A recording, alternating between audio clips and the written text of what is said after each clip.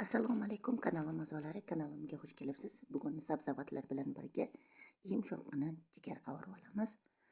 Buning uchun 1 kilogramm jigarni olib, jigarni po'stini ajratib tashlaymiz, ya'ni plyonкасы deyiladi.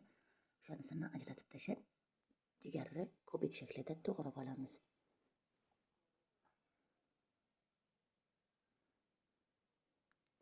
Jigarni xush ko'ruvchilar uchun yumshoqqina, mazali jigar qovurdoq bo'ladi.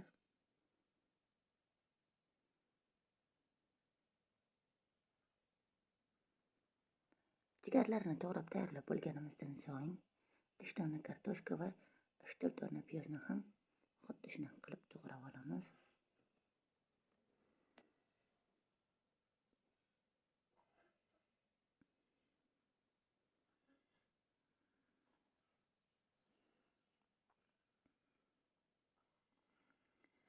Piyozni ko'proq so'sanglar, sovlikkina sochni yumshoq pishadi jigar.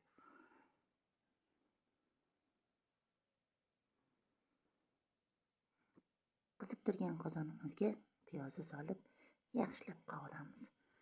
Piyozimiz 5-10 minut qovurilgach, ustidan kartoshkamizni solib, 5 daqiqa qovuramiz kartoshkamizni ham. 5 daqiqadan so'ng jigarni solib, yaxshilab aralashtiramiz va qovurishda davom etamiz.